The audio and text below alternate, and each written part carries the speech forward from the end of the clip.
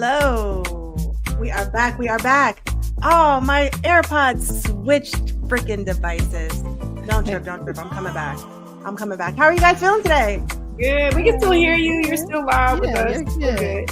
Okay, good. I hope so. All right, there we go. Fixing my issues. Welcome back. Welcome back. Hello. So, I felt a need. All right, I'm gonna be transparent. I'm gonna be transparent with you ladies on this Wednesday about how we even arrived here. But I have this like robust list of things that I want us to talk about on the show, and I know we send things in the chat all the time. And I realized that everything we've talked about so far is very control the controllable, right? Things that I can control. I can try to do my best to control how motivated I am, the way I set myself up, the way that I learn, the way that I pursue certain things, all of that. But sometimes there are just things outside of our control. So drum roll for today's theme, and that is handling the haters.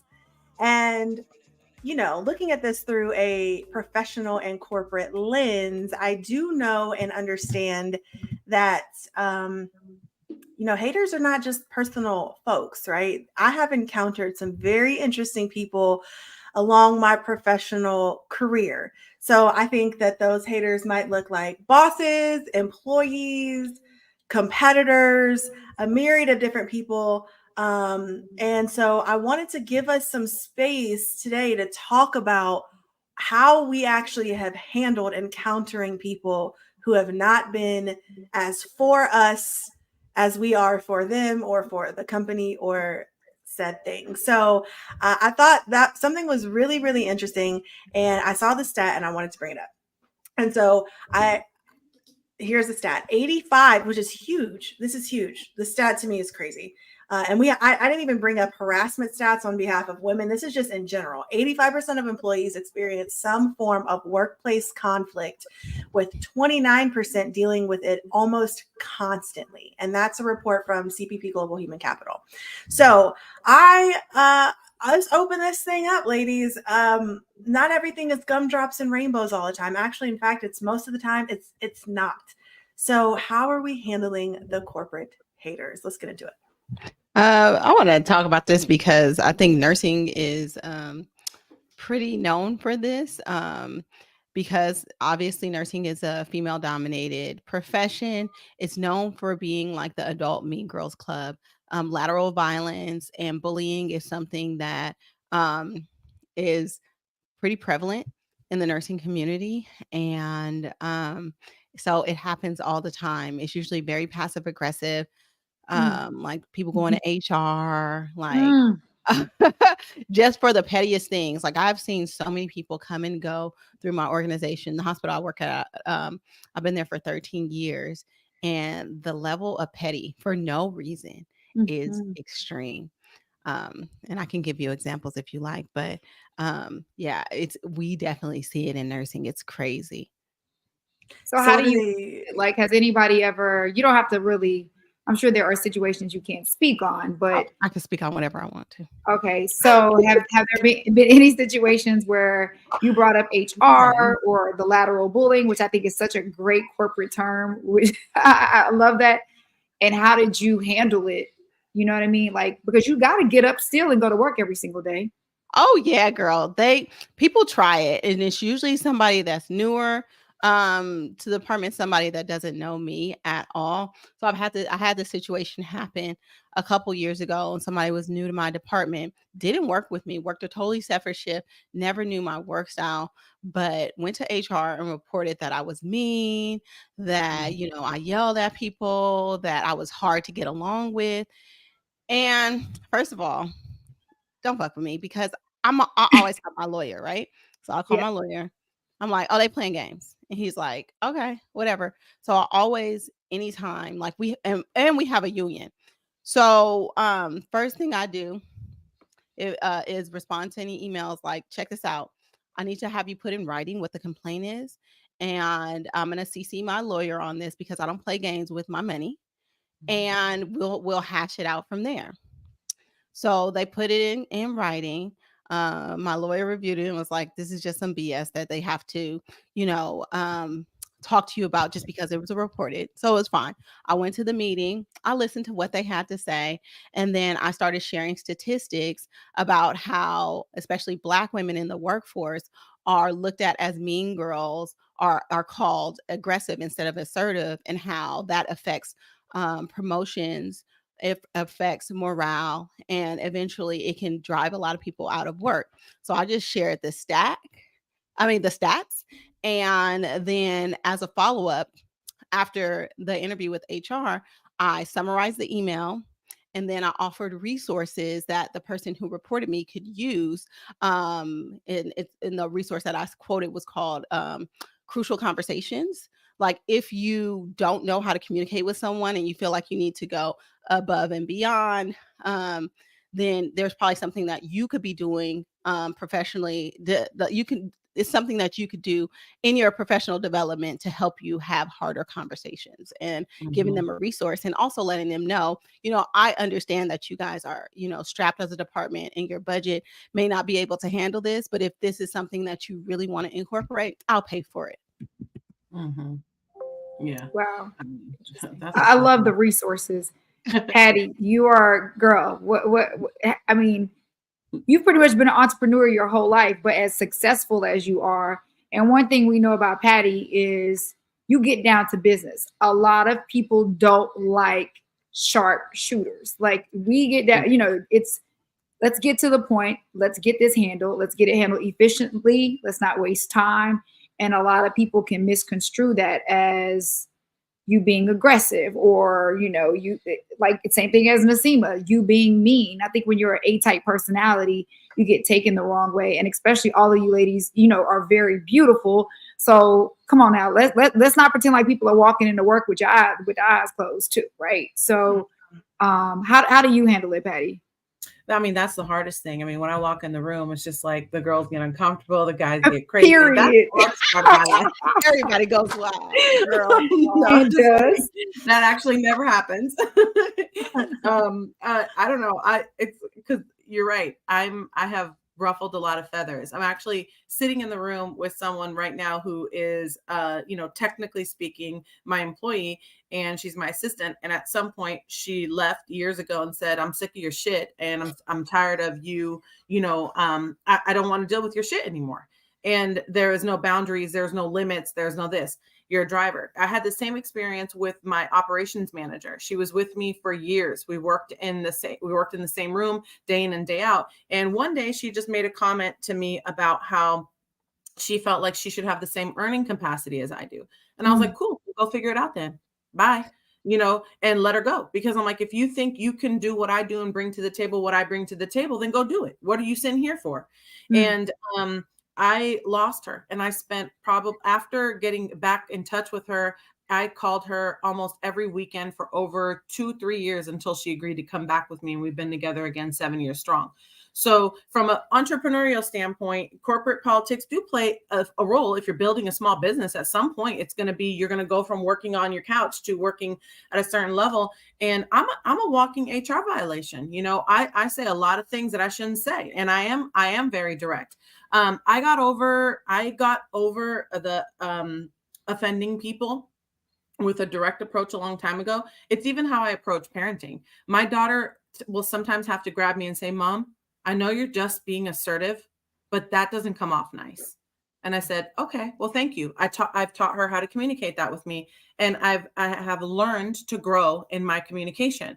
But how I've learned to grow in my communication isn't necessarily changing my personality, because I am what I am.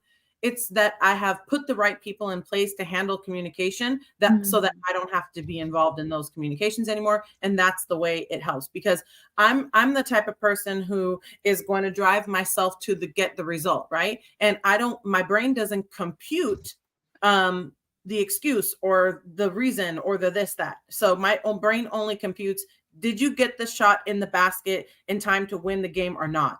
And so sometimes the solution is not to necessarily change who you are, because your personality is what creates the ecosystem to begin with. But the solution is to put the right people in place to filter certain levels of communication, and also, be a lot better at, training and communication and, standards of operation that need to be communicated properly. Because in a corporate setting, my personality doesn't work that way. I would not be okay in a corporate setting. I tried it once and I got fired. I'm gonna tell you the most beautiful thing too about what you did is you realize who you are. Like, you are, like you said, a walking HR violation. Yeah. Which is why being an entrepreneur works perfectly for you. And the fact that you realize what your weaknesses are and you have put people in those places to not get sued, basically. Yeah, and to not offend people. Yeah, because it's my name and my promise that's out on the line. So the brand has, like Nasima, in your setting, I remember you telling us that story. I've told that story to people many, many times and how you've handled it, because I was really impressed by how you handled that. Yeah. And I think it reminded me of an Oprah episode I saw when I was little. It was about domestic violence. And I remember that they were teaching women who are victims of domestic violence to keep a diary. And because you have to at some point go and take an account and have to say there isn't like a system where you can go and say, my husband beat me on Tuesday at 4 p.m. and here it is on the video. You have to have a log of that and you have to go create that. So I think if you're an employee and you're in a hostile environment, you're such as yourself, constantly, dealing with racism, then you should make a log of that, right? And then because at some point you're going to have to make an account. No one can make up a log on a Friday afternoon before an HR meeting or when they go to a litigation, right? So the log is something I learned, I think of those things. But yeah, it's also important to know whether or not you can thrive in an environment that is very structured with a lot of rules, because that's just not my world. That's good. All right, Kaylani, it's on you. You got people in the comments saying Kaylani is the same way when Patty was telling her story. So I'm like, sweet little Kaylani, what? I know, right? Yeah, don't, I'm sweet. And then I'm sour, then I'm sweet. That's usually how it works. I'm like a Sour Patch Kid. I think you guys, you guys know me. And this is the case for me a lot of times when people get to know me, they're like, oh my gosh, I understand you. But until somebody understands me, I either get the assumption like that I'm a bitch, right? Or I'm going to be stuck up, or I don't know anything until people get to know me, right? To your point, being an attractive woman in the world. Hi, Anna, by the way. I haven't seen Anna's name in a while. Hi, Anna. But anyway, I think that, I'm looking, it's an interesting place to be in because I've been on the leadership side of things. And I've also been, for lack of better terms, a victim of a hostile work environment, right? And I don't ever look at myself like a victim. But, I think one of the things that's interesting is, first of all, understanding that HR is not here for you, right? So if Patty is a walking HR violation, if somebody went to her bank right now and said, I'm making a complaint on Patty because she's the worst, they're going to say, okay, we'll investigate and we'll talk to her. They're going to walk up to Patty and say, hey, bad girl, don't do that again. And then they're going to say, get back to work. You know why? Because Patty's a producer, right? And so when the folks responsible for bringing in the money and actually revenue generating for a business, that's who the company is going to protect. They're going to protect their own interests and the interests of their stockholders, their shareholders, and then their producers, right? I don't really know how that works in the medical field or the nursing world, but in sales or in companies, most other companies that are revenue generating, right? That which the medical industry is a huge revenue generating machine, right? Even bigger than what we can probably even fathom. But I've been on both sides of the fence. So I think, understanding, yes, who you are, but then also, for me, it's about managing other people's personalities more than my own, right? So Patty and I, we can be super transparent here. We are the best of friends. We also worked together for a hot minute. And guess what? That really tests us both. Really, like, we see things differently. We're both strong-willed. We're both strong-minded. And at the end of the day, she operates exactly how she just said. Did you make the best? Did you get the buzzer beater or did you not? Right. And I'm like, okay, well, wait a minute. The buzzer beater that you asked for, like, that's a really difficult shot.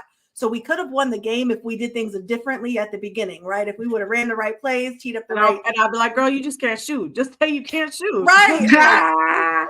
Just say your wrist isn't working. Exactly. And so, we've had, there have been those points of contention, but guess what? Through that, we were like, you know what? for me, I'm like, I understand Patty. I understand what's important to her. I understand how she works. And I think Patty was like, oh, you know what? I get her. I get Kaylani. I understand how she works too. We're able to um, remedy that situation, and we've been good ever since, right? And so I think a lot of times in these corporate situations or in these work situations, folks are so ego driven. Is there alcohol in that cup, Patty? No. Dang. I don't All right, drink. mine either. Do you see this glow? We might need to make that a trend on here, but anyway, yeah. So there's navigating both sides. So as a woman, like, how do I come in? How do I be assertive? How do I or work in the style that I like to work, and not be perceived as too aggressive or too assertive? I remember on Clubhouse a couple years ago, man, we got into this big debate because a man was calling me aggressive on stage, and I'm like, if this was coming out of a man's mouth, you wouldn't look at this aggressive. And unfortunately, we're dealing with people's ego all the time. So I don't even know that I answered the question. I remember there was a situation one time. It's a very, very quick story. I'm having to go back in my professional history. I was really, really young, and this is a job I had before I got into real estate.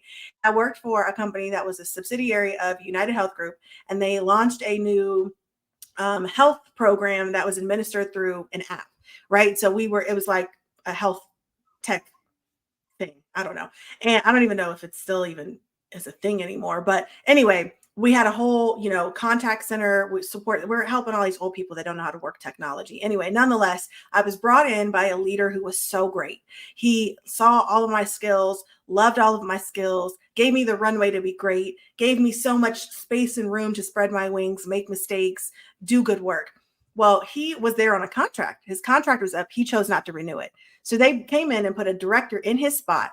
And when I tell you, this was oh my God, Professor, what was that? Officer Bucky I don't know. He looked, pasty and racist and misogynistic, and he was abusive, right? He came and he literally brought a night suit, a human-sized night suit on a stand and put it up in the corner of his office. Okay. And literally was abusive to everyone. And everyone like was looking at me. Suit? Bruh. Like a knight in shining armor. A knight. Like a knight that rides a horse? It was metal. Like the metal. KNIGHT. Oh my God. It was metal. Okay. Mm-hmm. Put it up in the corner of his office. And he, again, just abusive. People would come in. He'd sit in his office. He'd talk like this and, sit back and just order people around to do things. I mean, straight power. I'm like, who interviewed this guy? Who even thought this was a good idea? The thing is they didn't want to spend no money. So this is what they got. Right. And so everyone's looking at me like, Kaylani, we hate this guy. We're about to walk out. So I'm like, well, what do I do? Okay. So I go to HR and I'm like, I don't know how to handle all these complaints. Like, I'm telling people to come talk to y'all. They don't want, whatever. And then he, of course, wanted to micromanage me and my schedule. And, y'all know how I get down. Y'all know my mouth is crazy. And so I ended up going to HR about a complaint of my own. Anyway, long and the short, bunch of the executives fly in. And in a day where I think that he is getting fired, we walk into HR. We both get fired. They fired me too. I said, for what? For what? I said, are you kidding me? And apparently I just had way too much influence over what was going on in this office. But I'm like, well, you know what? Fuck you guys, because I've had to be the sounding board for everybody in here for the last 6 months. And anyway, so they offered me a severance. I didn't sign any paperwork. I got my things. I left immediately. I went and talked to a lawyer, and the lawyer was like, it's an at-will state. I mean, there's really not much that can be done here. We can claim hostile work environment, whatever, but it's not, the juice isn't worth the squeeze. Take the severance and walk away. And that's ultimately what I ended up doing. And from that day forward, I said, never again will I ever allow someone to put me in that position. So that was a long story. I'm sorry, y'all. But I think you brought up some good points in there. And some things that I want to highlight as well. People need to understand their rights, and their rights are, as an employee, I'm going to talk about that because that's what I know. It is contingent upon what state you work. If you're represented by a union, and if you're represented by a lawyer. So the first thing to do is, again, know your rights. And then what you said, Jade, earlier, or who said this? Was it you, Jade? Anyway, keep a log of everything that happens. And as soon as things happen, and this is the advice my lawyer shared with people, because we did a live together, because everybody wants to work with him, but he doesn't really work with a lot of people. So he did that as a courtesy. Is as soon as things happen, don't wait. So as soon as that situation happened, say, for example, with your employer, you write an email and say, this is what happened, state facts. This is what happened. This is how I interpreted it. And what are some things we can do to fix this, remedy the situation? So you put the ball back in their court every time. So if you do those 3 things, it does not have to be an extensive email. It's just a timestamp. Yeah. It's showing that you've acknowledged that something happens, and then it's giving them an opportunity to correct that. And if you do that every time something happens, when it comes to the point where if you need to get a lawyer or representation or have to go to HR, you have this log of documentation of when you have complained, and then you present that, and that puts you in a place of power. So, but again, And really, if you're on my team, this would be the time to disconnect from the show. This team doesn't know anything about what she's talking about. Nothing, right? So Jade, I'm gonna kick it to you now. You've been pretty vocal about some things that you've experienced professionally in a lot of different ways. How have you managed this? I come from a completely different environment than what all of y'all are talking about. I work for a hip hop radio station. You probably have 3 Caucasian employees. Everybody else there is Black. I mean, you do not log. You do not go to HR. Snitches get stitches. It's all day. It's a doggy dog world, right? And you just take what you get. It's a completely different type of environment. Don't get it twisted. There were always people snitching on each other. There was a lot of passive aggressiveness that happened constantly.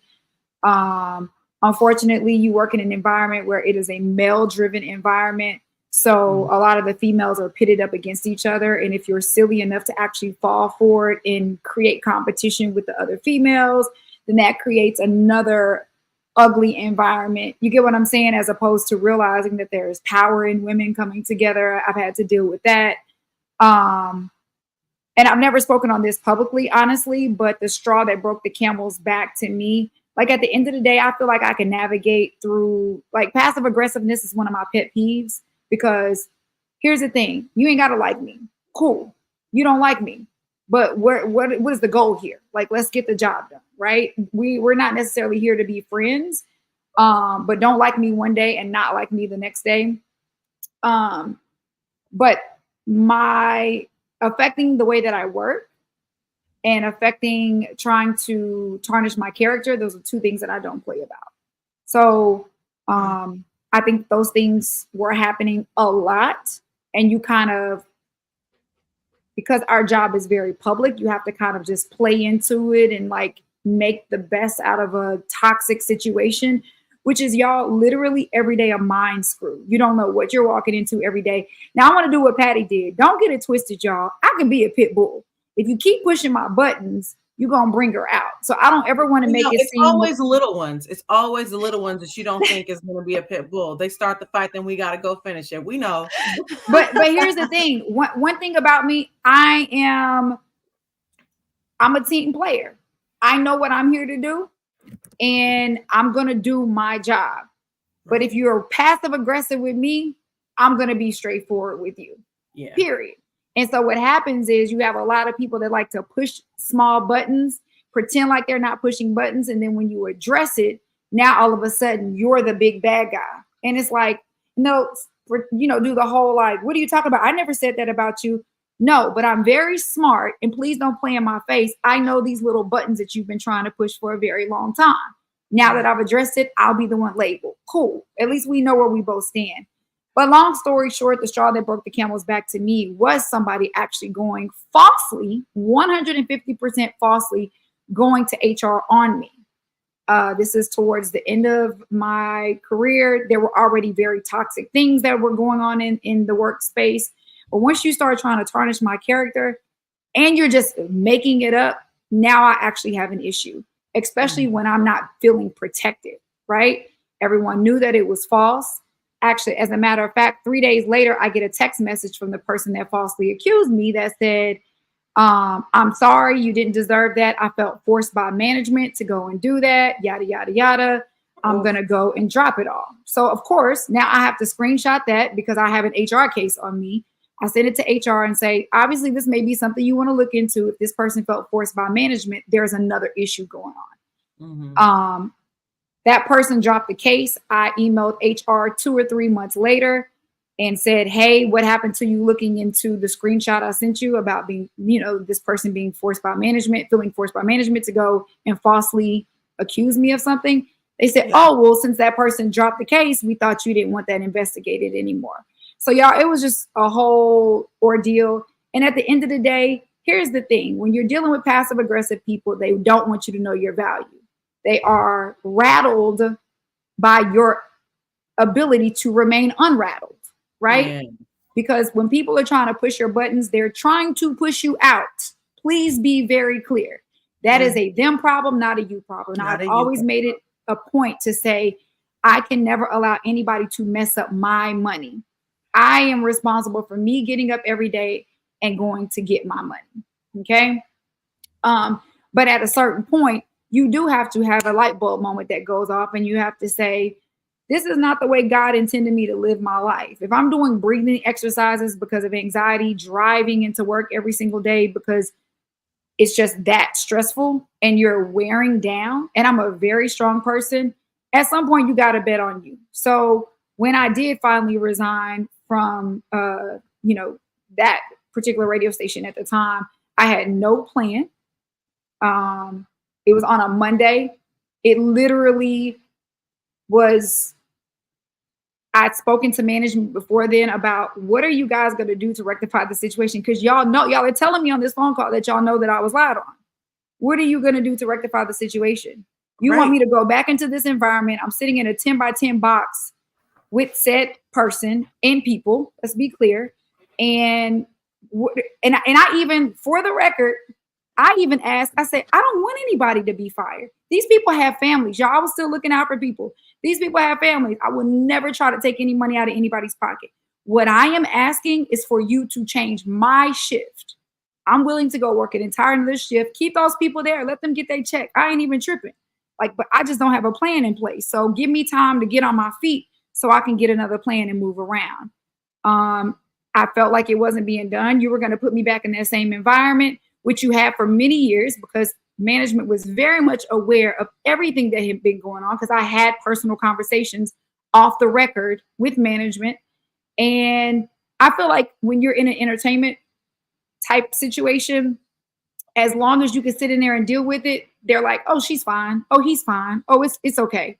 So I knew that if I went back into that environment, it was going to get ugly, because it had started already getting very, very ugly, to the point of like, it was not going to end well. So I decided to take it upon myself to resign. 2 days later, there's a big announcement made on the air that was 100% false, saying that I'm going to work for Amazon. I have gigs with Amazon. I have my podcast going on. I hadn't made a penny from my podcast, by the way.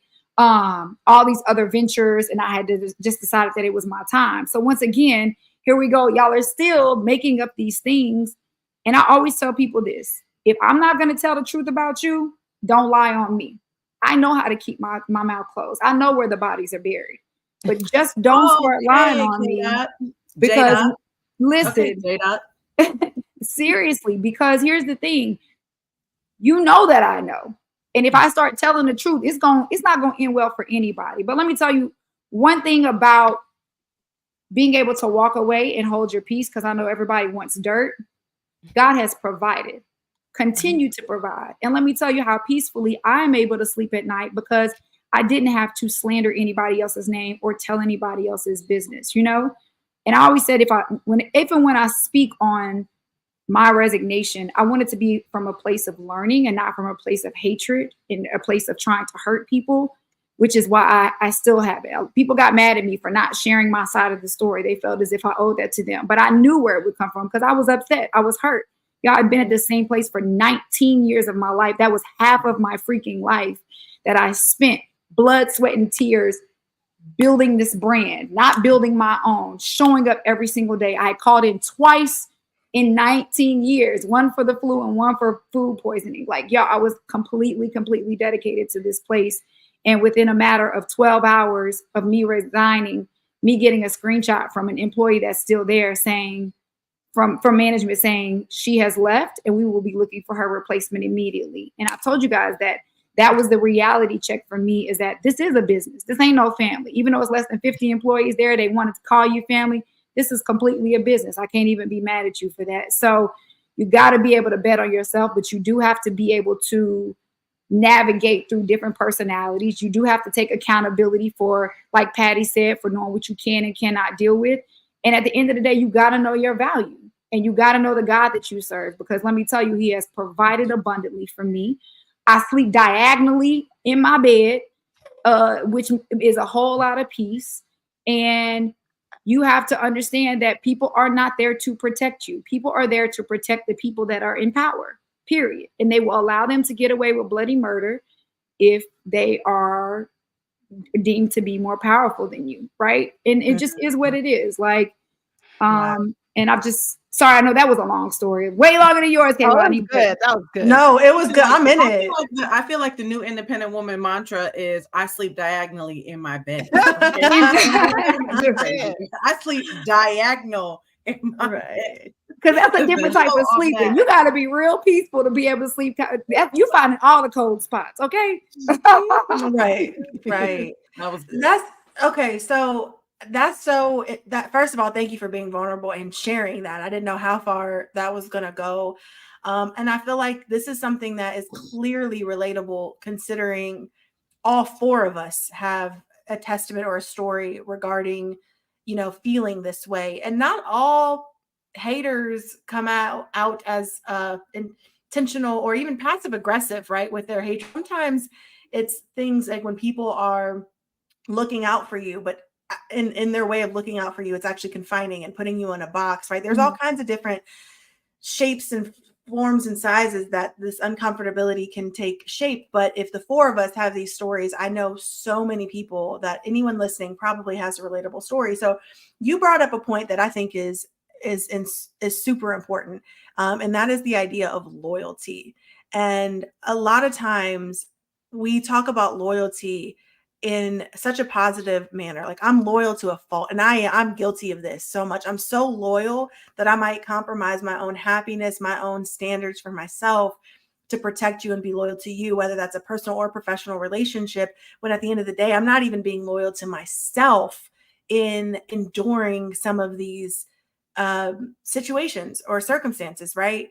So for anyone listening, how can we empower and encourage someone? So, like, let's just say, we take Nasima's advice, right? We're logging, we're documenting, we're emailing, we're getting clarification immediately. I think that's awesome because it sets a tone of the level of professionalism I like to operate with. But let's, again, another stat queen here. Another stat that says 75% of employees leave their jobs because of their bosses, not the position itself, right? And so for those of us who are in situations where you are having anxiety, you're having to do breathing exercises. I hate getting up every day. I hate even the place that I work. I mean, you think about the effects that has on company culture, morale, all of those things that have been mentioned.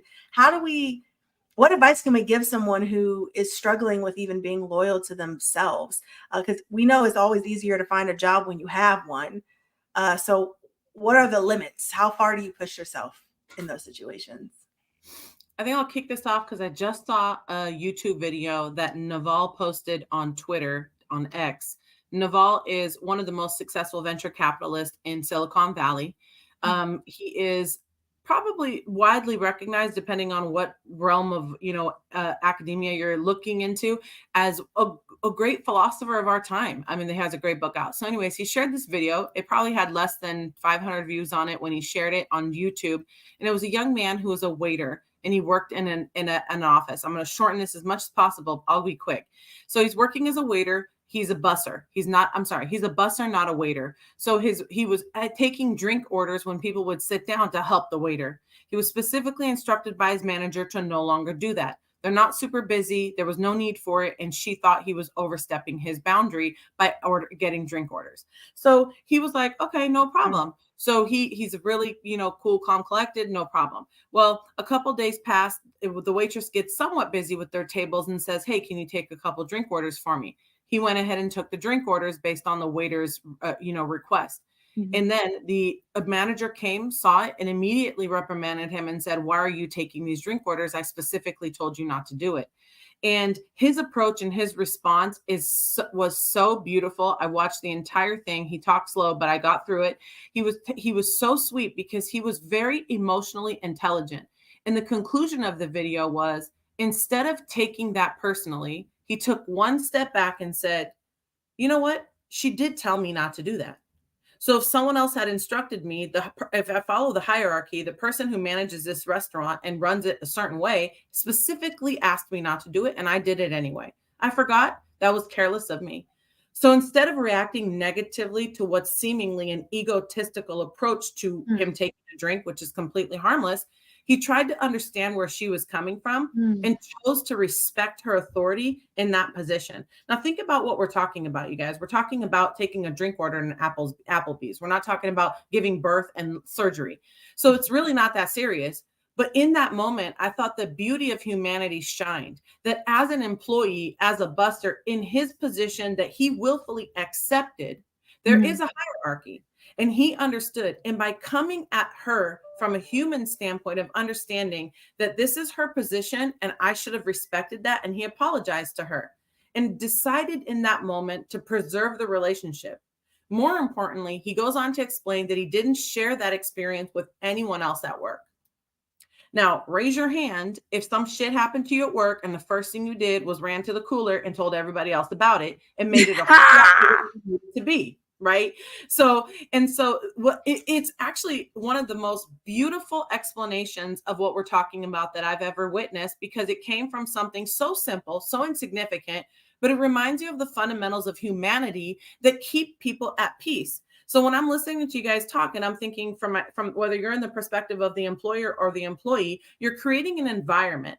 And if people can start with just respecting where the other person's coming from, think about, you're talking about working with a tough boss. That boss is really adamant about driving certain goals. Maybe you don't know that their entire life depends on that next paycheck that's coming as a bonus that comes as you don't know what pressure they're carrying, right? Whether they're right or wrong. So maybe if our approach is a little bit different to how we're perceiving their behavior, you can completely diffuse the situation and elevate it and maybe take it to the next level and strengthen those relationships that occur within that ecosystem. So, that was kind of my thought, something I wanted to share in regards to your question. And then, of course, whatever else you guys want to add to that, or we can elaborate from there. I actually love that approach. I was always taught that you were not necessarily hired to give the answers, right? If I'm working under a boss that I deem as incompetent, at the end of the day, as an employee, unless it's obviously, compromising my morals or anything like that, but if they're asking me to execute in a certain type of way that I may not agree with, my job is to execute in the way that they've asked me. And if and when it fails, then I can offer, an opposing view. But you're never going to gain that trust as long as they're trying to be boss, I'm trying to be boss. Because let's be clear, everybody that's in a position of power cannot handle power. But you have to be strategic enough to at least be able to try it their way so that they know that you are trying or attempting to buy into their methodology.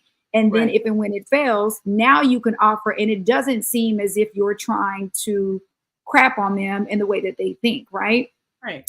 Another thing that I would say is to add on, if you are an employer and you are working under an incompetent boss, I will say this, you are not crazy.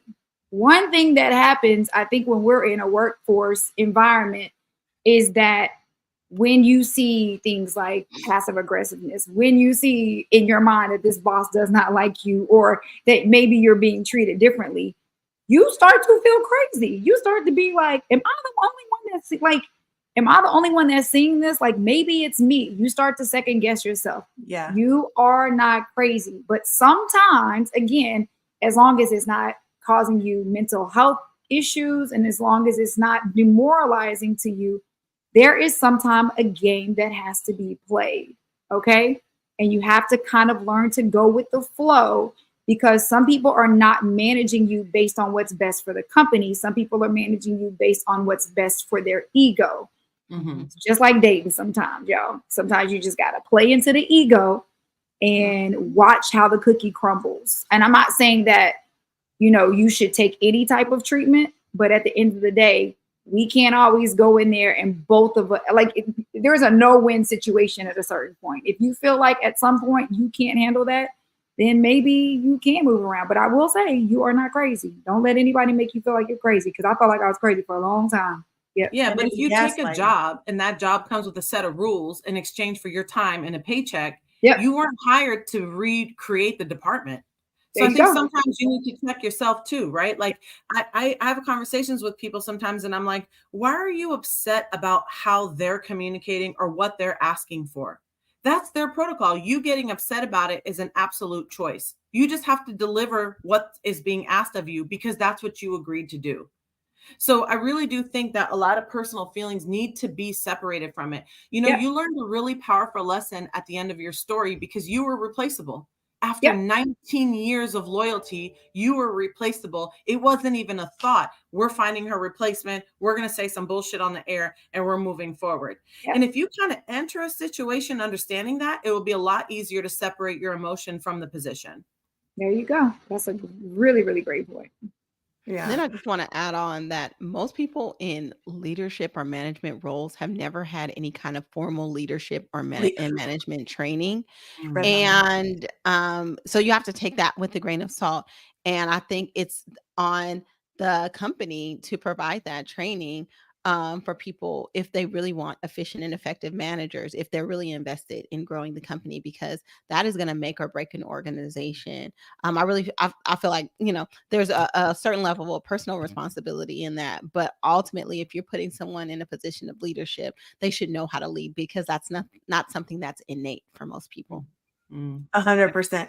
And I was having the same thought as you said that, Nasima, because, and I wrote this down, leadership does not equate to title all of the time. Yeah. Right. So someone might be put in a position of leadership, but as an employee, you can still exhibit leadership through the right ways of encouragement, right? A janitor in an organization could be a leader just in the energy that they carry, in the way that they interact, the way they make people feel, the way that they take pride in their work. And it's hard to do when you're not, appreciated from your direct leadership, but that's something that you have to take on the chin, because, the more mature I get in my career and in my leadership, because I've been on that side of things where I have been undervalued, underappreciated, all of the things, right? And I never want anyone who works with me or in close proximity to feel that way, ever. And that's not to say that they don't make mistakes, right? We, all of us in leadership, have had staff that have cost us money. I've had recently a staff member made a little error, a little toggle error that cost me $500 in 2 minutes. And that's just a little error, right? That costs $500. Imagine big errors, how much those cost, right? But it's never, you don't have to be. Knowing people's personalities is really what has helped me. So if we're going to give anybody some tactical advice here, it is know your personality well enough to know how it can interact with other personality types. So if you haven't taken a DISC assessment or a Myers-Briggs assessment to know your personality type, you should, and you should be able to identify other personality types. And this isn't a requirement for the role. This is just, hey, if you care to be a likable, harmonious person to work with that can maybe have some input, maybe have some influence, you should probably spend some time to educate yourself on these things, right? These are just really great best practices for interacting with people on a daily basis the way that you have to. But another thing, the one other thing that I was thinking about that I wrote down too, is that it doesn't have to be your job to teach people lessons. And as I mature in my role of leadership, I'm in the business of like letting people figure it out. Right? I had to figure it out. Now, not making people's life hard. I never want to do that. I want to give people the answers I teach. And my business partner says this about me all the time. She's like, you're really a good teacher. I could never do what you do. And I that means a lot to me. I take a lot of pride in how I coach people up and how I teach people. But I'm also in the business of letting you figure out that consequence if you make a mistake, right? Now, if it's too big of a mistake, we might, interfere to prevent. But if you're going to make your own mistakes, make them, right? Fix them on your own. Yeah. And then also, I'm not going to be the person to have to tell somebody off all the time. At some point, if I'm in a hostile work environment with someone that's pissing everybody off, you're going to piss enough people off, and I don't have to be the one to tell you off anymore. I don't care enough to do that. That's between you and your God, you and your manager, you and whoever you need to deal with. That don't got nothing to do with me. So another, hack I would say is stop taking stuff personally. Like, be tactical, don't take it personal. And which is hard to do sometimes. It can be hard to do when you feel attacked, but sometimes you got to live above it, especially when you see somebody self-destructing. I was going to say, when you're talking about the personality types, one thing, again, going back to accountability, I think that we have this reputation for ourselves that we're like, oh, well, I know me and I know that I can't deal with such and such and such and such. Yes, that may be the truth, but it's not all the way that it, like, you guys, we can deal with a lot of different personalities if we choose to. We have allowed people to tell us that we're strong. I don't deal with other women, yada, yada, yada. Yes, you can. It is about learning what your personality type is and understanding your triggers. And when you feel them coming on, it's not about you necessarily separating yourself or never having interaction with a person that brings those triggers out of you. It is working on your internal self so that those triggers don't cause you to respond. Everything is an us issue, right? We always put it off on everybody else. Avoiding people with these personality types or these things that trigger us is not helping us to grow. So we have to also be very much aware that we're not using this as an excuse or, I've never gotten along with Aries. So, oh Lord, I know she an Aries, so she gonna drive me crazy. Okay, so then you need to do some internal soul searching. You need to go to therapy. You need to work on you because you can't avoid Aries for the rest of your life. I'm just using that as a crazy example. You also brought up another. I think it really highlights lack of emotional intelligence. I think that happens every day. People will misjudge you based on something that happened in second grade with an interaction with an Aries. Like, it's stupid. Girl, it happened. Girl, you are so spot on. Another thing when you were talking about. What did you say? Oh gosh. Look, I done brought up the Aries. I started thinking about some Aries. No, I'm just joking. My sister's an Aries. I feel you. You talked about being a likable person at work. That's another thing we have to keep in mind is that pretty much anybody can be taught a certain skill set to a certain extent, right? But I have worked with some extremely talented people before that were just rude as hell and mean for no reason. You woke up in the morning with a chip on your shoulder. Nobody wants to work with people like that. Nobody wants to teach people. Nobody wants to help people. Nobody wants to improve the lives of a person that's just a freaking jerk every single day. So there's nothing wrong with being likable. Likable does not mean being a pushover. It means that you're smart enough to be likable where people want to see you win because you're wanting to see other people win. Right. And they will take the time after work to show you, let me show you how to file this. Let me show you how to record this. Let me show you how this will make you a better this and that. So it is okay to be likable. Like everybody wants to be around people that are easy to work with and that are pliable. The best leader is the best student, period. Amen. And we have to continue to be students of the game. Right. Even like everybody on here is uber successful. Everybody on here makes their own amount of money, but everybody on here is not past the point of still learning and growing. And that is what makes a great leader. So. And I bet none of those people that worked in that environment that were shady on the day after you left own $13 million buildings like you do. You are hilarious. We're going to remind you of that because we know you're watching. And would like to, we know how it goes. That's why none of my pages are private, honey. Keep on watching. I want to make a note on something that Kelani said also that ties into this. I think it's okay to not be agreeable with someone in a workmanlike manner. We tried a couple things. They didn't work. My relationship with her did not change. That is the benefit of learning how to become emotionally intellectual. Be smart emotionally. Learn how to separate the trigger of an emotion with the facts of a situation. The reason why you can have the compassion and be likable in the way that Jade described is simply because you're self-aware. You would never walk around pointing the finger at someone and pointing out flaws in someone if you had a mirror in front of you more often than not. It is our own self-awareness that makes us able to have compassion for what someone else is going through at different points of their life and say, I can separate my love for you as a human being from this situation and from this circumstance. And in both of the circumstances where I told you where I burned those relationships out, I did whatever it took to go back and make amends and right what I did wrong. That's because I was able to awaken to where I did to contribute to the demise of that relationship, even though I wasn't the only one at fault. So that's the thing. Can you put aside the fact that I need you, Kalani, as an example, to apologize to me? Let me just focus on changing my part in this. Let me just focus on that. And I'm not asking for your apology, right? And I think that's the difference between being likable and not likable. I can be direct and very likable, just as you guys have gotten to know me through this medium and through this. I'm direct, but I'm also likable because when I walk into a room and I say something, you know that you can cash that check. So that's the difference. I think being likable and also not being a pushover means that you can be direct and you can be compassionate and you can share your resources without feeling threatened. And you can also take one to the face just as good as you can give it. So Patty, I got to ask you, the employees that you spoke about where you guys fell out, right? And then one of them, you said you called her every weekend for 2 years. The other one is now back with you as well. First of all, at first, did you feel as if you were at fault? Or was it a situation where you were like, almost trying to push the blame? Because sometimes we do that.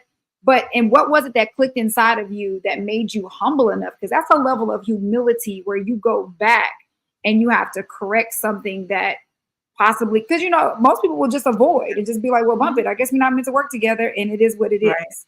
Yeah. With the first one, it was deflating the arrogance of thinking I can do everything on my own. Right. And I realized through listening to you guys in many different ways that what a trauma response it is to think that you could do everything alone. Right. So overcoming that was the first one. The second one was realizing that what happened was how it was is that she's sitting in this room so she can hear everything I'm saying. So what's happened is she's the most giving human being that I've ever met in my life. And we were in a very early stage of our growth. And so, for example, if her job was 9 to 5, she was working 24/7 because whatever I needed, she made it her business. So instead of me saying, let me pay you more, you deserve more, stop, go home, don't worry about this, I'll handle this, I continue to take advantage of her availability. I continued to use that and it became like a security blanket for me because I had nobody. I'm a single mother. I've never had anybody in my life that cared about what I needed. And she was there for every single thing. And I burnt her out, but I didn't do it intentionally. See, she gave that to me and I took it. It wasn't that I demanded it and she was doing it beyond her will, right? She gave it to me because she didn't know how to set boundaries. And I took advantage of it because I didn't see any boundaries. And so that ended up being toxic and falling apart to the point where it was like, I'm sick of your shit. I'm tired of your life being your problems being my problems, your needs being my needs. I'm not doing this anymore. And then when I went back and said, look, hey, you shouldn't have walked away from this because we were at a breaking point. All you had to do was communicate this and communicate that. And I would have made the change because I couldn't have afforded to lose you. Look at all of we accomplished while you were gone. I did everything I was going to say. Everything I said I was going to do. It was just harder without you. And you didn't reap the benefit of that. I wanted you to reap the benefit of this because before any of it existed, you were there holding me up. Right. Wow. That's as real as that conversation was. And that's as real as the relationship is. And so when you have someone in your life, whether it's personal or business, or even a mentor, or even a boss or a manager or someone that is contributing something to your life, there is going to be a moment where you're going to have to realize, I can't live without this. People look at me and think I've got it all together. I've got it all figured out. I'm so smart in this, that. No. I know exactly what I'm horrible at. And I refuse to lose the people that fill in those gaps for me. It doesn't matter what it costs. It doesn't matter what the need is. I'm going to give you what you need. And that took a lot of maturity and growth and learning how to communicate properly on my end and a lot of self-awareness, because sometimes my hot-headedness or because I was so laser focused on getting there that I didn't care what happened. Sometimes I was destructive on that road, not even consciously. So I had to go when I had to step back and realize that I continued though. I didn't take my foot off the gas. I didn't stop looking at the prize. I continued. I figured it out. I did what I needed to do. But I realized how much better it would have been had I had the right people in place, and so on and so forth. So when you have people in your life that and you learn to recognize their value, don't lose them. It's that simple. And if you do, go make it right. Don't let your But let's talk about the amount of emotional intelligence it took for you to get to that place where you acknowledged how you messed up that situation, because a lot of people can't see that for themselves. So kudos to you. Yeah. Thank you. Thank you. Kudos to you. That's so interesting to me, that like everything that we're talking about. If I had to sum up today, and I was just thinking this, and let's go ahead and just cue the music so we can go ahead and wrap this thing up, because this has been so good. But if I could summarize everything that we just said, I think there's some non-negotiables and boundaries we need to have set, even as employees, right? And if those are violated, we need to find a new opportunity, period. But the hack for handling haters is emotional intelligence.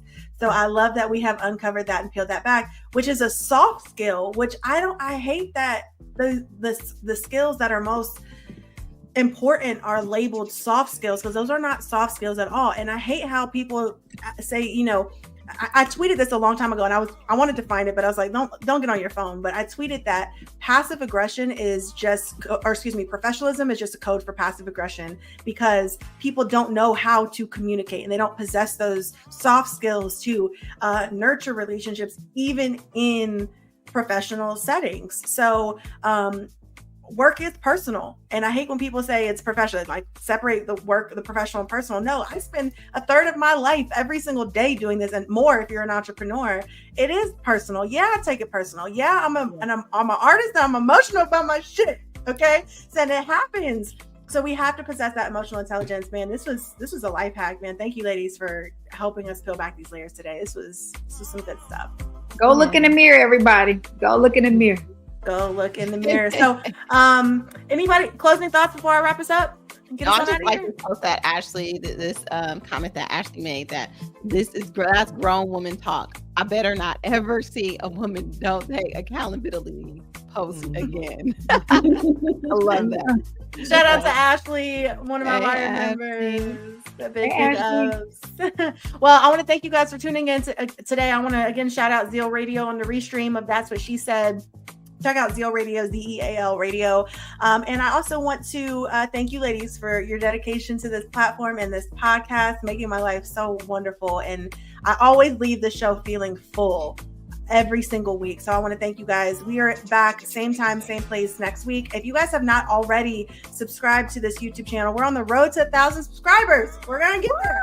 So make sure let's go. Did you see that tweet I sent you? If you got 10 viewers, act like you're sitting in a room and you had 12 people listening to you. It's powerful. Right. So I'm glad it is. That is, social media has definitely skewed it. Like, we're kicking it. I feel like we're kicking it. We're sitting in a room kicking it with everybody that's listening today. So y'all are so awesome. We'll be back same time, same place next week. This has been another great episode of That's What She Said. We'll see you later. Bye. Bye, everybody.